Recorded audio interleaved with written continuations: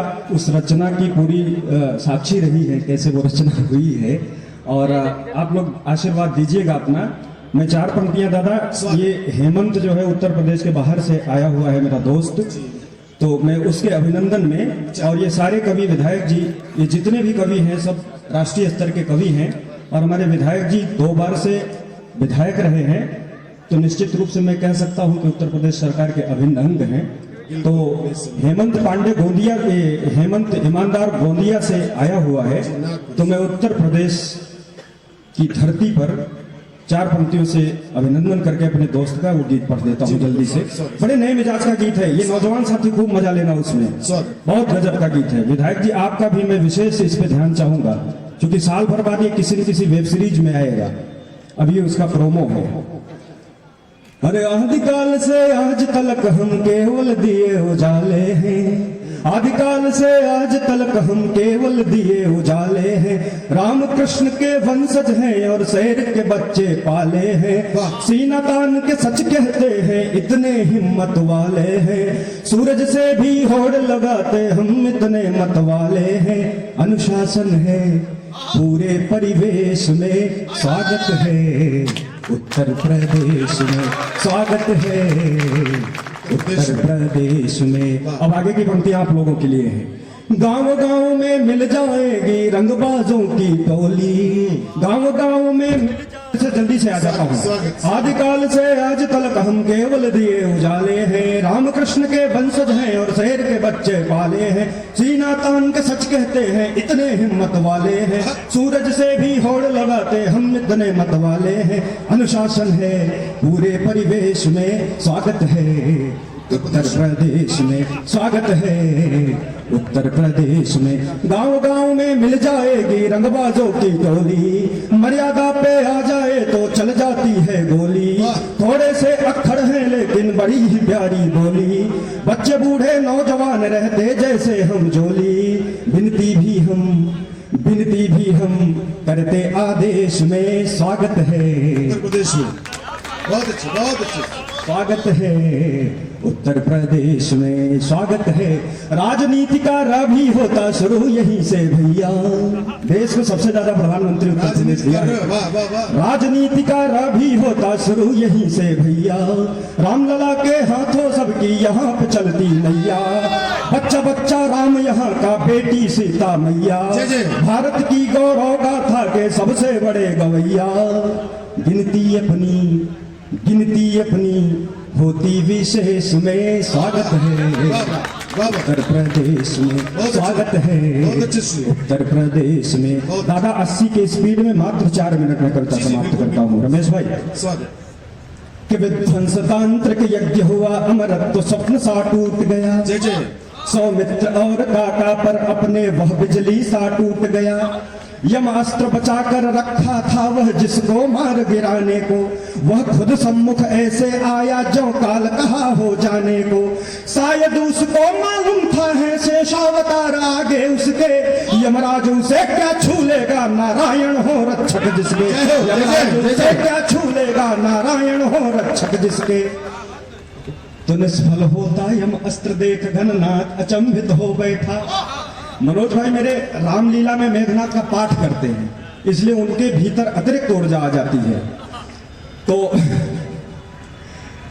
निष्फल होता यम अस्त्र देख घननाथ अचंभित हो बैठा, मानो वह सारी विद्या को बस एक बार में खो बैठा, वह लगा सोचने यह साधारण मानव का है काम नहीं, निश्चित दोनों नारायण हैं ये केवल लक्ष्मण राम नहीं, ब्रह्मास्त्र चलाकर उसने पशुपति अस्त्र से संधान किया, दोनों को निष्फल हुआ देख नारायण अस्त्र आह्वान किया, तीनों लोगों की परम शक्ति जब तेजहीन वापस आई, तब मेघनाथ ने मत में अपने वही बात फिर बैठाई, वह समझ गया तीनों लोगों के स्वामी है सम्मुखरण में, मेरी क्या गति इनके आगे जिनकी ही गति है कण कण में, पल भर को रण से हो अदृश्य रावण के सम्मुख रथ लाया, हो गए विभीषण कुलद्रोही जिस कारण वही मंत्र लाया, सोचा था पिता समझ जाएंगे पंडित है विज्ञानी है, लेकिन यह उसका भ्रम निकला वह तो केवल अभिमानी है, लेकिन यह उसका भ्रम निकला वह तो केवल अभिमानी है।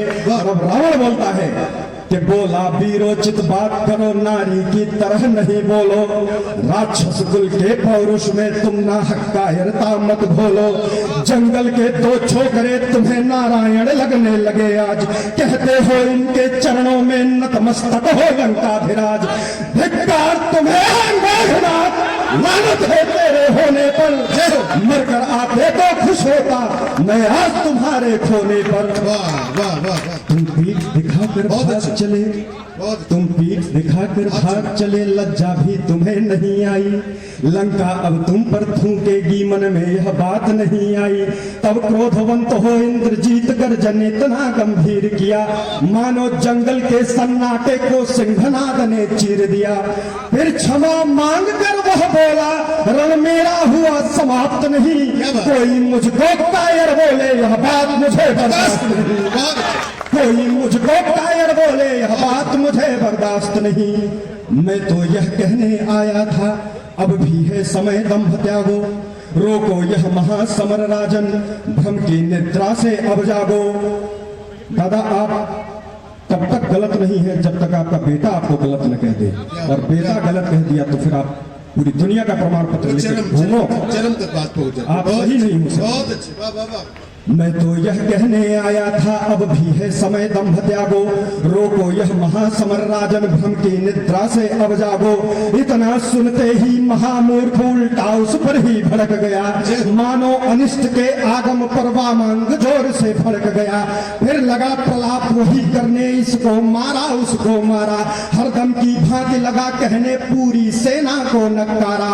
बोला यह युद्ध हमारा है और स्वयं से मैं लड़ लूंगा, मैं स्वयं काल के गालों पर पौरुष का थप्पड़ जड़ दूंगा। क्या बात है। जब पौरुष क्षीण हुआ बेटे तो जाओ अब विश्राम करो, अब अपना काम करूंगा खुद, तुम सब अब अपना काम करो।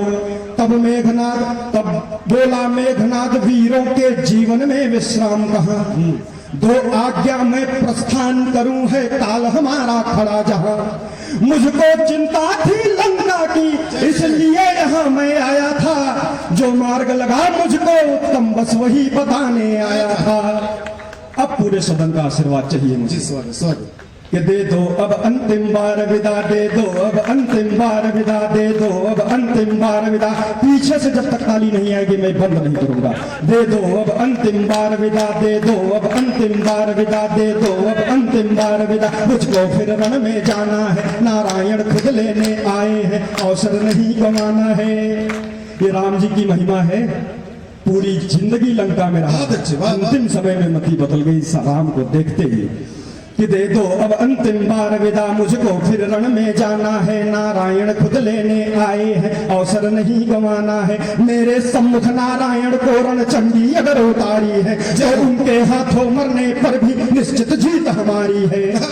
आशीष मुझे तो मर कर भी मुख पर वीरोचित तेज रहे, हे वीर धन्य हो तुम ऐसा रण में आकर श्री राम कहे, हे वीर धन्य हो तुम ऐसा रण में आकर श्री राम कहे। बोलिए जय श्री राम, जय श्री राम, जय श्री राम, जय श्री राम, जय श्री राम। वाह वाह वाह।